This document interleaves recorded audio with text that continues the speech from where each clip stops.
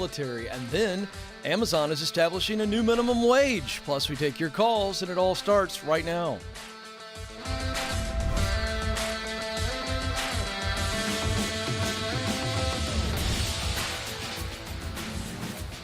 All right, here we go, coming to you live from our Ramsey Solutions studios in Nashville. This is the Ken Coleman Show, where we have a conversation about you, specifically who you are, what you were created to do, where you want to do it, and how to get there. 844-747-2577 is the phone number, 844-747-2577.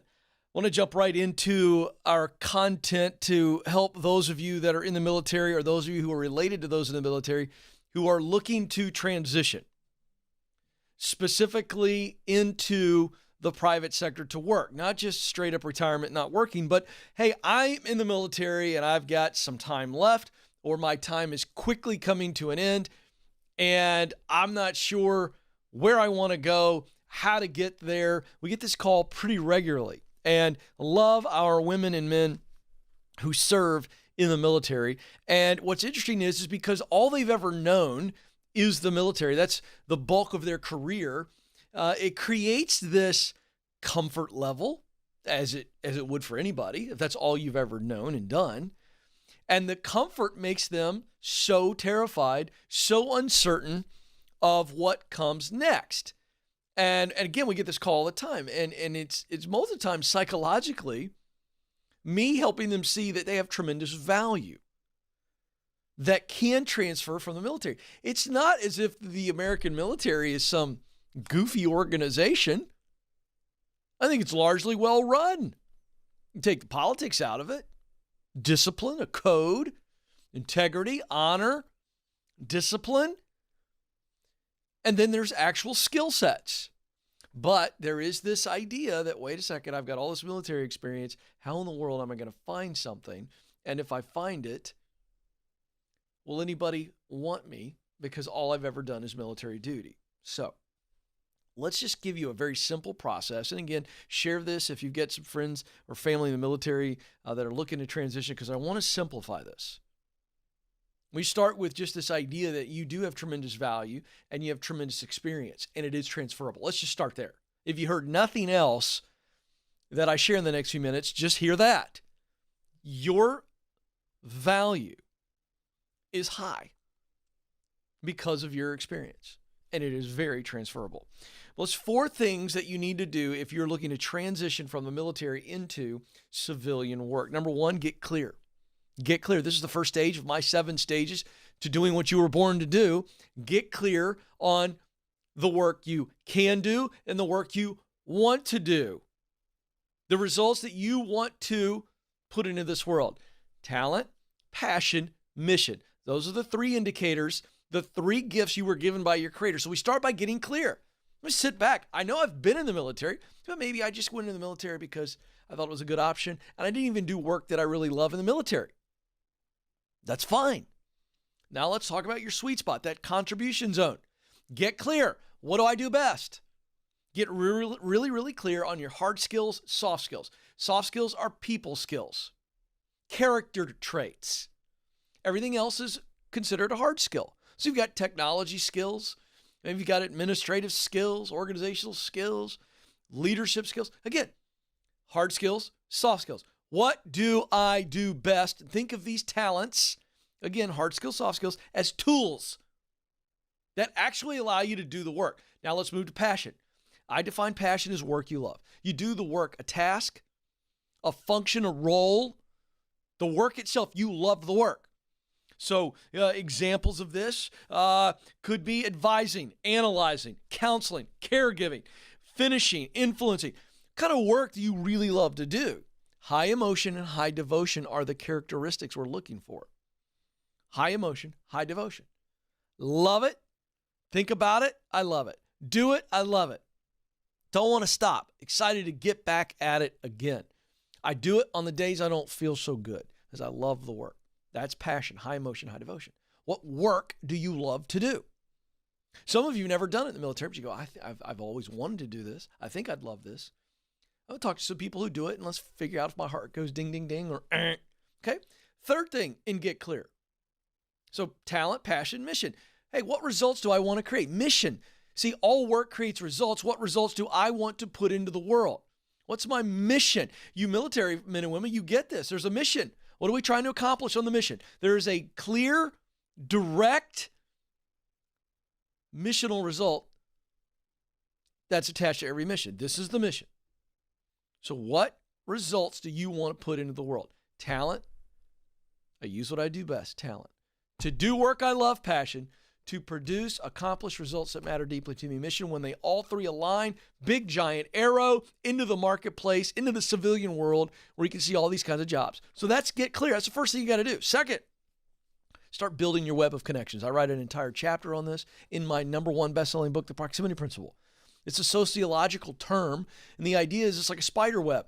And you begin to think about all the people you know, close personal contacts that include family and friends. Then we go out from there. That's the center of the web. Then we build out acquaintances, social media connections. Begin to identify now the kind of work you want to do. Hey, who do I know that knows somebody over here? Build your web of connections. Number 3, believe that your military experience is valuable. You got to believe that. Because those 2 first steps, they won't do you any good if you don't believe that you have value. You got to believe, wait a second, I've done good work. I can do good work. I'm talented. I'm passionate. I'm on mission. I believe that I can add value in the civilian workplace. You must believe it or you won't act on it. And the final step, 4 steps, start connecting. Start connecting now. Don't wait until 6 months. And if you got 6 months left and you're hearing this message, it's still not too late. Get after it. Start connecting like your life depends on it. Connecting. Use that web of connections. It's your map. It's going to reveal more connections. Get my book, The Proximity Principle. You can read it in 2 nights. It's got 5 people and 5 places that you need to be around and in. And then the practices of what do you do when you're around those people and in those places to maximize opportunity. Folks, connecting is the currency, the ticket, if you will. It buys you the ticket to the future you want. If you connect the right way, opportunities come to you. They knock on your door. So start connecting now. Well, Ken, I don't retire for 3 years. Who cares? Start connecting now. Start making the relationships now. You got 3 years, you got 2 years, you got a head start. See, men and women in the military, listen to me. Because you know your exit date, it actually is an advantage for you. As opposed to people who get fired or laid off. You know your window of time. Get after it. You have tremendous value. And if all of that doesn't get you where you need to go, I'm still available. Monday through Friday, toll free, 844-747-2577, and I'll help you out. All right, let's get to the phones. Nick joins us in St. Louis, Missouri. Nick, you're on the Ken Coleman Show. Hey, Ken. Thanks for having me. You bet, Nick. What's going on? So, to make a long story short, I got fired last week. Oh, I'm sorry, man. You doing Thanks. okay? Well, it hit me really hard a week ago, but, now I've pretty much gotten over it. Good. It still may hit me a little bit here and there, but will. I've gotten over it, and I'm trying to move forward. Good. Well, let's talk about moving forward. Where do we want to go? Well, I mean, I was a software engineer at my previous job, and part of me wants to keep doing that. And more so, what I want to do is be in the video game industry, programming video games. That would be like my top passion, pretty much. Okay, why don't we go for that? Well, I mean, I've been searching and applying for some of those jobs, but I guess I get a little impatient whenever I'm applying. It's like I'll just throw my resume without really giving it much thought. Yeah, so that's bad. So that's really bad strategy. You're a guy who wants to design video games, and my kids, I've got a 15 and 13-year-old boy, and they play these games, and they can play these Star Wars games or these military games, and they can figure out all these stages and everything, and they really figure it out. I get in there and I try to play with them. I'm a disaster. I'm terrible because I don't even know what I'm doing. I don't even read the directions. I just go in there and I try to follow along with my kids. Would you say that's a good strategy to try to play those video games well? I'm sorry, say again? would you say that how I play video games is good strategy? I just go in there and I just go, hey, what button does what, guys? And I try to figure it out as I go. Is that a good idea for me? Good strategy? No, it's not. Well, that's what you're doing with these resumes. Well, can I get impatient, and I don't actually, I just go online and I just fill it out. I'm playing the job lottery. It's like the old lady at the slot machine in the casino, right? She puts her little coins in and she pulls it. She goes, oh, please, God, help me get the jackpot. That's your strategy right now. I see. Yeah. Why? No, that makes perfect sense. I have a theory. I think you're afraid to really go for it. And so you get into that situation. You find these jobs that actually exist that I think because of your software engineer experience, you can actually do these jobs. And yet there's something inside of you that goes, I don't know, it's kind of a long shot. And so you act like it's a long shot. Am I about right? I'm okay if I'm wrong. Is that what's going on? Yeah, that's definitely part of it. What's the other part of it? Another part of it is that I want to start up my own business of being a content creator, being a content creator, making animations, video games, and comic books. Okay. How long is it going to take to get that up and running to where you're making real money? Best guess. Yeah, it'll take a couple of years. Okay. So, two things. In this case, and many times I'll go, nope, you're not ready to start that. And financially, you're not ready to put all your eggs in that basket, meaning that can't be your full-time gig. You will starve. You know it and I know it. But do not be discouraged by that. What you need to do is start animating and creating things on the side. But you need a full-time gig right now to get stabilized. You also need to get a full-time gig, ideally, even if you're not designing video games, but if you're supporting a video game company in something that you're already good at, software engineer, and this is above my pay grade, okay? But we need to get you in the video game industry. That's our first goal, to get you in. In other words, we want to get you on the ladder, and then we climb the ladder. Now, while we're doing that, you can start this little side hustle, but it's all extra time. And we start working at it like I did when I went into broadcasting at the age of 33. No experience, no degree. I had a day job running my own company, and then I was doing high school football play-by-play on the internet. There were 2 people listening to that. Nick? Oh, wow. Yeah. One was my wife because she was a good woman, and the other one was the kid next to me. But that's where I started. And I was doing it on my time, extra time. So I want you to start this Nick Video Game Animation Inc. It's a terrible company name, but you get my point. Start it today. Yeah. Start it today. But we're not trying to live off of it.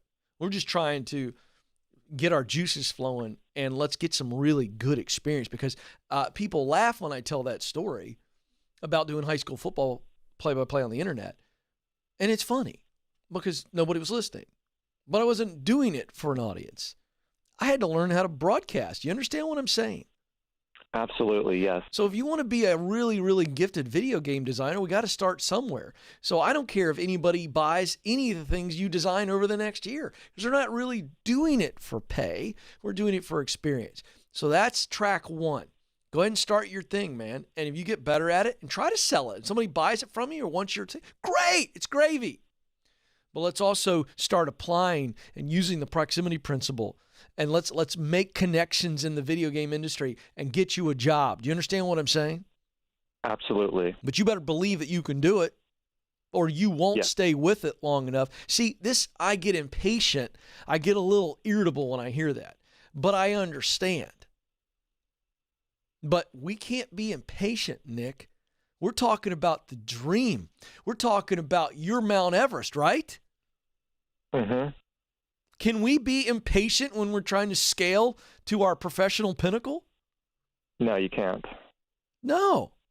Got to take a step at a time. Step at a time. So what are your steps going forward? Now you've heard me kind of preach at you. What do you think your steps are? Well, start my side gig, but, don't put the main focus on that at the moment. Got that. Yep. Just, take the time to fill out, look at my resume, put it as detailed as I can, Yep. match it with the job description, Yep. maybe write up a cover letter. Come on. And I've send got it all those to- resources for you. Yep. Use the Ken Coleman templates. They're $9.99. There's 6 of them. They're selling like hotcakes. It's based on my total redo of a resume. Never seen a resume like it.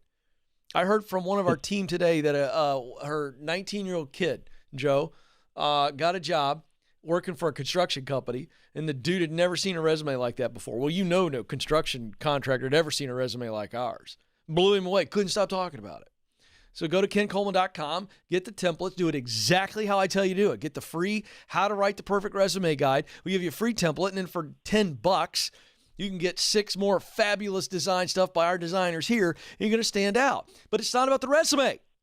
The resume's worthless without relationships. I'm going to give you a copy of my best-selling book, The Proximity Principle, because this is what the Proximity Principle says, Nick. You ready?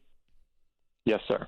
In order to do what Nick wants to do, video game programming, Nick has got to be around people that do that work and be in places where that work is happening. Now, that's mind-blowingly simple, isn't it? Indeed it is. Wait a second, Ken. You're telling me the proximity principle just says I got to be around people that are doing the work I want to do and be in places like get around companies, volunteer, show up, shadow, do whatever it takes to get around people that are doing that work in those places? Yeah, because guess what? The right people plus the right places equals opportunity. Stay on the line. Amanda, let's give him whatever format of the book he wants. That's why I wrote the book. Let me tell you this. I don't care who you are or what industry you're in. If you tell me, Ken, I just can't catch a break, man. I just I'm submitting resumes. I just can't get any interviews. I'm going to get in your face. And I'm going to tell you that you are not hanging around the right people and you are not in the right places. Because here's what I know.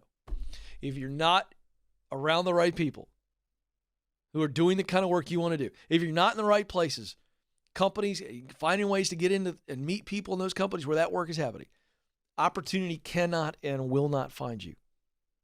Can't. Little mini rant. One of the phrases that we use, it's a popular phrase we use, drives me bananas. He was in the right place at the right time. As if success is all about sheer luck for a few fortunate souls. Now that guy over there got a great job. Right place, right time. Like a horseshoe fell out of heaven and hit him on the head. Drives me crazy. Here's the truth. Successful women and men have figured out that opportunities come to them when they're around the right people in the right places. So here's what happens. When I'm around the right people and I'm in the right places, the right time happens. So it's not the right time just shows up and randomly gets us out of our slumber in the hammock with a glass of sun tea and crumbs all over our chin. Well, I just kind of was hanging out and fate came along. That is absolute hot, stinking garbage. But when I'm in the right places and I'm around the right people, the right time finds me. If you want to catch a train and you're not booking it online, where do you go? You go to the train station. Why do you go to the train station? Because I know that the train is going to show up. That's what we're talking about. Stop making this thing so dadgum hard. But just submitting resumes online and emailing people on LinkedIn and then sitting back going, well, I emailed 50 people on LinkedIn. I posted on social media that I'm looking for a job. I applied 200 times last month, Ken. And we wonder why opportunities aren't knocking on our door. Come on, folks. It's about intentionality. Stop making this thing so stinking difficult. Will the job search be hard? Well, of course it's going to be hard because rejection is involved, getting ignored, all of the things, getting passed over. People, I get it's hard, but it's not difficult to figure out. You stay with it, and you stay with it the right way, you will win. 844-747-2577. Wow, we got a military theme going on today. just talked about our military men and women. We have a former Marine, Jeremy, joining us in Orange County, California. Jeremy, you're on the Ken Coleman Show. Hey, Mr. Coleman. What a pleasure. Well, the pleasure's mine, sir. It's my honor to talk to you. Thank you for serving our country. You're a great American. Man, I'm thankful to be having a short conversation with you. Really interested in digging more into the resource, the proximity principle. Just been really trying to kind of delve in on my way to work sometimes. When I get a chance to listen, it's crazy. I do a lot of my listening through streaming on YouTube. So, you guys are really hitting a great audience there. I wanted to just comment on that because it's like sometimes I'm going through something or I'm thinking about something professionally, and I'm just scrolling through my feed, and I'm like, man, what's Ken talking about today? And it's just like, man, like the Lord just delivers some good, sound, professional advice. You're getting in somebody else's face, and at the same time, you're getting in mine. It's funny. Yeah, So. well, hey, man, I'm gonna keep on coaching. But now you're not streaming somebody else; it's you. You're in the crosshairs. What are we focusing on today? Why'd you call me? Well, yeah. So you were actually just talking about a couple things right now. I got out of the Marine Corps after my third combat deployment, and I really just kind of isolated. It's something that a lot of veterans do. Yeah. Guys with amazing skill sets, and since we're talking about me, I really isolated. Stopped using social media. I really wasn't professionally worth anything to anybody for quite a few years, just trying to rehabilitate and to get some things right. And I've been in the automotive community for a long time. I love people. I love working with my hands. I love the nuts and bolts. Really started to push me down the lane of my physical injuries from service are going to keep me from being able to turn the wrench for another 10 years, 15 years, and I want to set something up for my family. So I start thinking, man, I think I want to be an engineer. I think I want to be able to, design content, not just for the automotive community, but, also kind of a blessing, not to go off on a tangent, but one of the things in being in the military is you're always looking out for the guy to the right or left to you.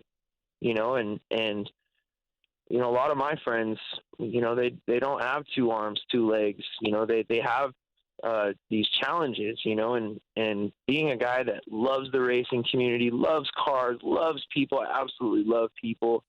And I love to have an opportunity to, we can talk cars and I can work on things, but I get an opportunity to love on people and encourage them at the same time. So Jeremy, now here's the deal, brother. This is all over you. It's dripping off of you. Yeah. I think you know what you want to do, but you called me today because you're not sure how to either articulate it, or you know how to articulate it, but you're wondering if it's a pipe dream. Am I on this or am I off? Well, I think we're getting down the right road, and I don't want to take too much time. No. I'm not going to let you take too much time. You were already starting to do that. That's why I cut you off, but I'm here for you. Yes, sir. All right, now listen. Yes, sir. I want you to tell me what's at the top of your heart. You've already shared a lot. I want you to stop worrying about how it sounds. I want you to stop letting your brain jump in with fear and doubt. I want you to say, we know you've got the physical limitations. I know that you love people. Gosh, that's obvious. But I also know you got this mechanical engineering brain. You like working with your hands. You got some physical limitations, so you can't be up underneath a car or a truck for a long time. And so you're thinking you're all heading the right direction. But man, let me tell you something. I think there's only one thing you love more than nuts and bolts and fixing and design and stuff. I think it's people.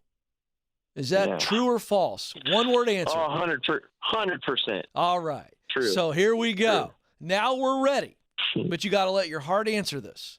You cannot let your head answer this. You got me? Check. What would you do tomorrow if you knew there was zero way you could fail and it would take care of your family? What would you do? Just describe it. Don't worry about titles or companies or how much it pays. What would you do? Say it. Sure. Say it. I would. Nope, you just started thinking. You literally stopped your heart. I heard it. Did you feel it? I'm afraid to say it for sure. I know you are, but listen to me. You're a Marine. Yeah. What? Come on, man. Yeah. Say it right now. Do not stop. I would say it. I would consult. I would be consulting companies and advocating for personnel. Okay. Maybe in No. I'm going to take over. Yeah, you do. Yeah. I'm going to take over. Yeah. Who are you advocating for? Describe what you're advocating. An advocate is helping fight for justice or benefits or something. Who are you advocating for? Just say it. Yeah, I would be advocating for patriots and veterans. Who need what? What do they need? Say it. Say it. You know, say it. Come on, man. I guess who need healthcare benefits? Do they need limbs? Outlets. I mean, really, outlets. Yeah, they need outlets. They need, they need prosthetics. Great. They need a way to get out from. Yeah, they need really a way to get out from the closet. They need a way to get off the couch. There you go. Do you know why that's your thing? Do you know why that's your thing? Oh, I suppose because I've been there. That's right, my friend. You spent a lot I've been there. That's exactly right. You were in the cave and you come out of the cave. Yeah. And you want to help military men and women come out of the cave. So there's several things that get them in the cave. There's the physical stuff. There's the mental and emotional stuff that come with injuries, that come with touring overseas. There's the reality of fear and doubt as they transition. It's how I led today's show. As they transition out of the military, the only thing they've ever known, do I have value? How can I work outside? All of the things. That covers a lot of it that keeps them in the cave, yes? Yes, absolutely. Okay, listen. So listen to me. All you have to answer, you start really high level. Here's your one homework assignment. Everything else is going to flow from this. Your one homework assignment is, who is caring for those men and women? Who's offering them services? Obviously, you got the VA. I'm just giving you some brainstorming to get you started. Sure. But beyond the VA, nonprofit organizations, for-profit companies, counseling centers, who is currently helping them? Here's another question. What are the biggest needs that those men and women have? Well, it could be they need counseling. They need health benefits to help with prosthetics. They need physical therapy. They need whatever. Begin to make the list, dude. You were in the cave. Make the list. And as you begin to make the list, you must come back to this idea of being an advocate. I want to advocate for them. Well, what does an advocate do? I mean, just look it up. To me, an advocate informs. To me, an advocate fights. To me, an advocate counsels. To me, an advocate cares. You begin to play this out and you look at this and you go, oh, that's the kind of work. That's what I want to do.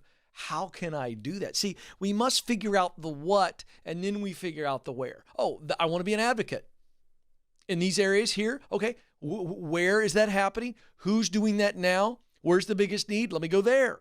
What qualifications would I need to be able to do this work? Once I figure out what I need to do to be qualified, now I get qualified. I get connected while I'm getting qualified. Stage 1, 2, and 3 is where you are right now. Stage 1 is get clear. We begin the process. I think you're pretty clear. We have a little bit more homework to do to begin to identify multiple ways and multiple places that you can do this work of advocacy. Don't you forget for a second that you want to advocate. That's your word. That's it. That's your role. So from there, get clear, get qualified, get connected. You got this. I appreciate your service. Let's also give Jeremy a copy of my book, The Proximity Principle, if he doesn't have one. It's the roadmap for connection and for opportunity. 844-747-2577 is the number. Quick break. When we come back, updates, how Amazon is changing the workplace, and what it means for the rest of low-wage earners. This is the Ken Coleman Show. Hey folks, Ken Coleman with you. If you've ever had to look for a job, you know it's stressful. Combing through job openings and feeling lost in the shuffle. ZipRecruiter knows that the general experience of looking for a job is pretty sucky. That's why they figured out a way to make it unsucky. When you sign up on ZipRecruiter.com, you can create a free profile. Then you get matched to great jobs, plus a lot more. Go to ZipRecruiter.com right now to sign up, absolutely free, and put ZipRecruiter to work for you. Our world is changing, but so are we. Now, we see a smile through someone's eyes. We conquer our struggles and cherish each moment because we're shielded through faith and assured by hope. And greatest of all, we love. The world is different, but so are we.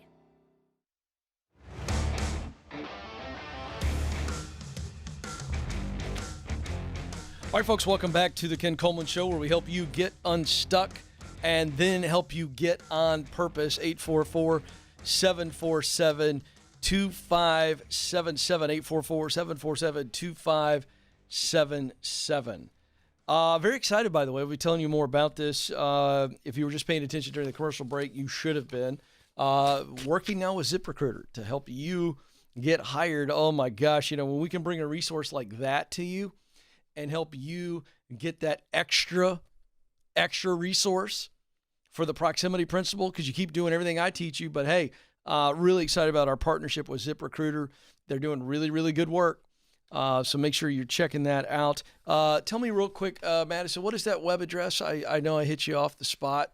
ZipRecruiter.com. What is it? /Ken? Do we know? Okay. ZipRecruiter.com /Ken. ZipRecruiter.com /Ken. I want to make sure that you're getting all of the resources you can to get the opportunities that you're looking for. All right. It's time for In the News.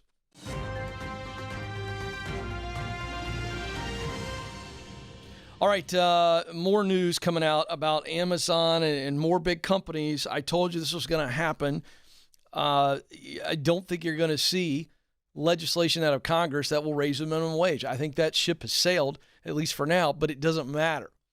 If you're for the minimum wage getting increased, it's going to happen via osmosis. And I must tell you, I took a lot of heat for talking about this.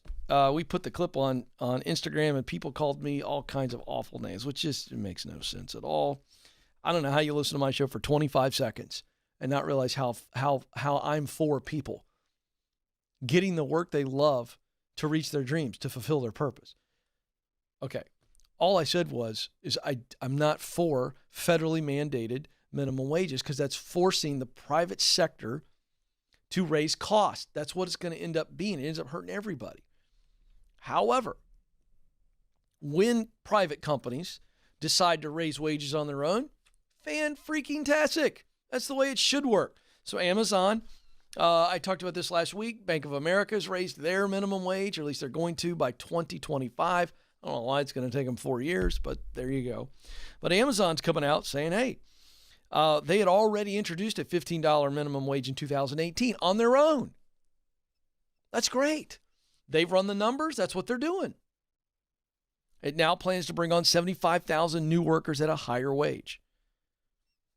So now they're looking at bumping it to $17 an hour for a warehouse job.